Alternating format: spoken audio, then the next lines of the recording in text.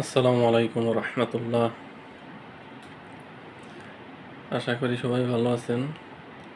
আল্লাহর অশেষ মেহেরবানিতে আমিও ভালো আছি।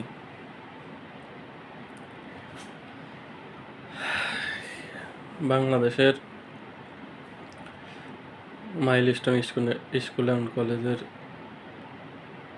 যে ট্র্যাজেডি, সেটাতে প্রত্যেকটা বাংলাদেশের নাগরিককে আহত করেছে, ব্যথিত করেছে, এবং কি বিশ্বের বিভিন্ন মানুষ ব্যথিত হয়েছেন।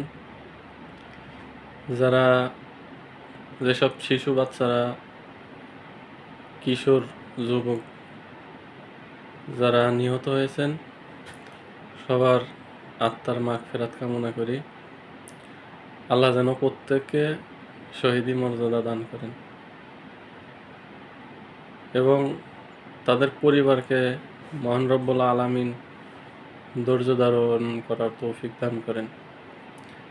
যারা আহত হয়েছেন, আল্লাহ রব্বুল আলামিন সবাইকে যেন শেফায়ে কুল্লে হাজেলা দান করেন। তো আজ এই ঘটনায় প্রায় বিবেকবান প্রত্যেক মানুষই আহত হয়েছে, ব্যথিত হয়েছে। কি এক বীভৎস অবস্থা! তো এখন দেখতেছি গণমাধ্যমে অনেক লোককে অনেকভাবেই দায়ী করা হইতেছে। কে দায় নেবে? আসলে বলতে গেলে আমাদের সিস্টেমের মধ্যেই সব গলদ। দেখেন, বাংলাদেশের সামাজিক অবস্থা, পারিবারিক অবস্থা, প্রত্যেকটা জায়গায় সমস্যা আছে।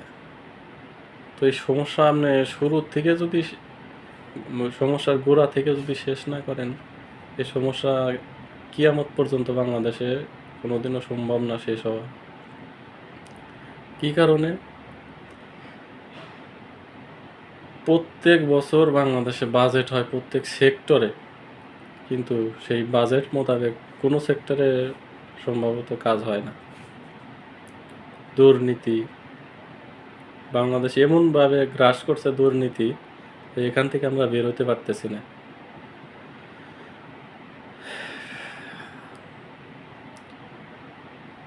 দেখেন, স্বাধীনের পর থেকে আজ পর্যন্ত বাংলাদেশে, এখন আধুনিক বিশ্বে যে কোনো দেশ, অনেক দেশ খানা পাইতেছে না, কিন্তু সামরিকভাবে এরা অনেক উন্নত, আধুনিক অস্ত্র এদের ভান্ডারে আছে।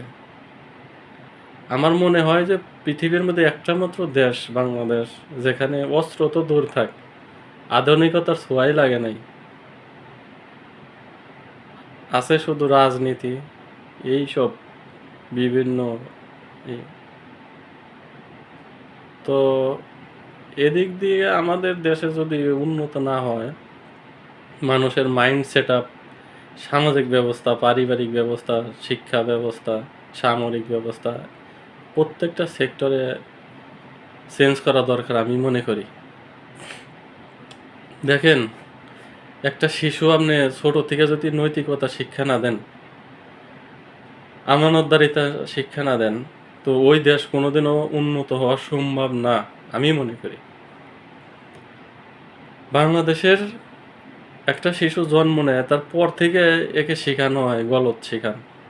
কীরকম? শিশু ছোট থেকে শেখানো হয় নিজে বাঁচলে বাপের নাম, আগে নিজে বাঁচো, তারপর সমাজের কি হইল না হইল। আমাদের শিক্ষা ব্যবস্থা শেখানো হয় কিভাবে ভালো রেজাল্ট করা ভালো রেজাল্ট দরকার। মা বাবা শিখায় রুল নং 1 চাই, A+ চাই। তারপরে আপনাদের শিক্ষকরা যারা A+ পাওয়ার জন্য করতেছে, এদের সাথে সম্পর্ক ভালো রাখে। যে মিডিয়াম ছাত্র, যে একটু নিম্নমানের ছাত্র, এদের সাথে শিক্ষক শিক্ষিকাদেরও এত সম্পর্ক থাকে না। তো যে ছেলেটা পিছিয়ে পড়ছে, আপনি ওকে যদি নজর না দেন ওর দিকে, তো ওর কেমনে আত্মবিশ্বাস আসবে? তো প্রত্যেকটা ব্যবস্থায় আমি মনে করি বাংলাদেশের গলদ। যেমন পারিবারিক ব্যবস্থা, আপনি শিশুকে শিখায়, ছোট থাকতে শিখায় রুল নং ১ বানান চাই। আরে ভাই, রুল নং ১ এ আপনার এই শিশু কি শিখবে? আপনি ওকে শিক্ষা দেন যে মানুষের মতো মানুষ হওয়া লাগবে। কিরকম মানুষ? পরোপকারী মানুষ। আমরা প্রত্যেকেই আত্মকেন্দ্রিক হয়ে গেছি। বাংলাদেশের বেশিরভাগ মানুষ আত্মকেন্দ্রিক। মানে নিজে কিভাবে বাঁচবো, নিজে কিভাবে অর্থ সম্পদ ইনকাম করব। দেখায় শিশুকালে শিখায় যে রোল নং ১ বানানো লাগবে।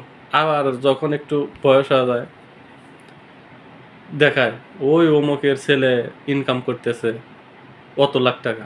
অমুকের ছেলে অত লাখ টাকা ইনকাম করে। তে ওই কিশোরের মনের মধ্যে এরকম আসে যে হয়তো টাকা ইনকাম করা লাগবে জীবনে। আর কিছু করি আর না করি।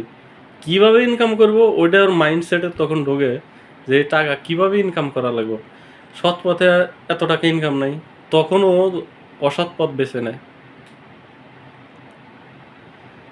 তো আমাদের সব প্রত্যেকটা জায়গায় আমি মনে করি সমস্যা আছে। তার মধ্যেও অনেক আল্লাহর রহমতে অনেক ভালো লোক আছে। অনেক ফ্যামিলি ভালো আছে, অনেক পরিবার ভালো আছে, অনেক সমাজের লোকজন ভালো আছে। মানে গভর্নমেন্টের অনেক লোক ভালো আছে। তাদের প্রতি কৃতজ্ঞ। কিন্তু বেশিরভাগের কথা বলতেছি, বেশিরভাগ সিস্টেমই গলত। আপনার শিশুকে শিখান আপনি কেমনে মানুষ কেমনে হয়, কেমনে পরের উপকার করা যায়।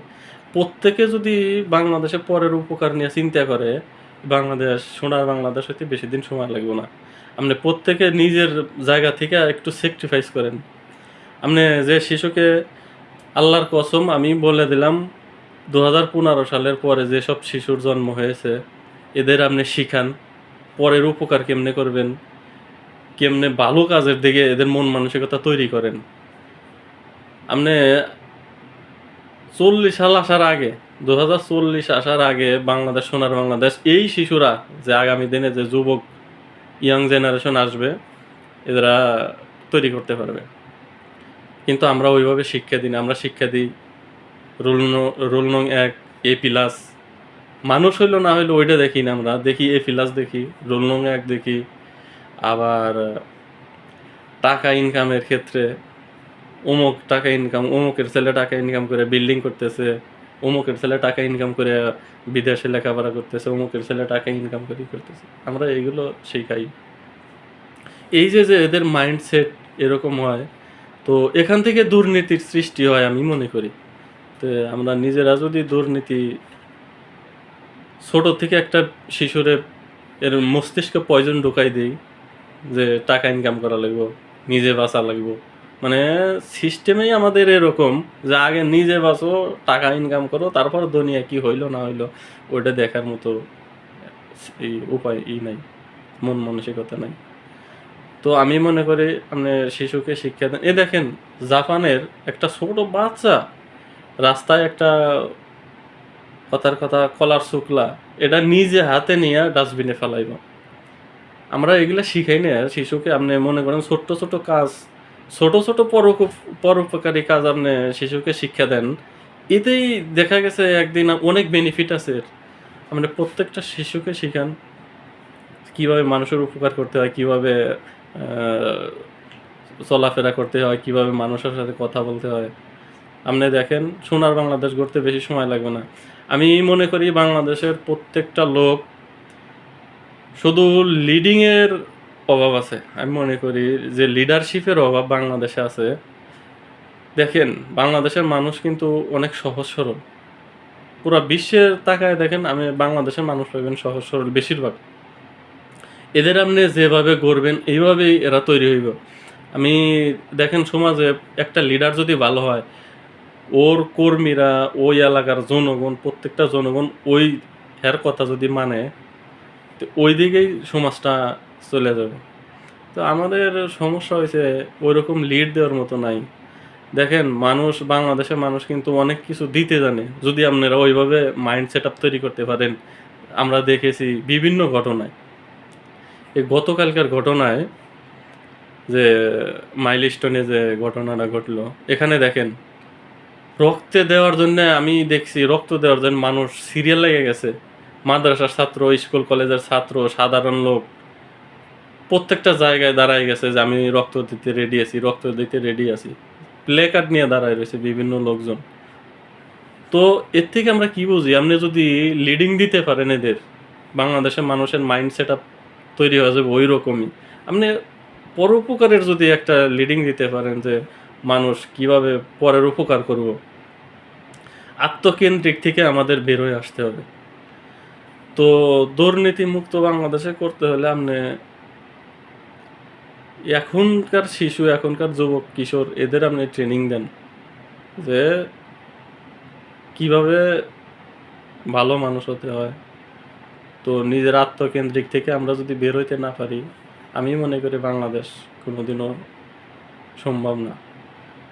তো প্রত্যেকটা লোক যদি যার যার ফ্যামিলি থেকে নিজের সন্তানকে শিক্ষা দেন মন মানসিকতা, নৈতিকতা, আদর্শিকতা, আমানতদারিতা, এইসব জিনিস যদি আপনি শিক্ষা দেন, আমি মনে করি বাংলাদেশ সোনার বাংলাদেশ হইতে বেশি দিন সময় নেবে না, ইনশাল্লাহ।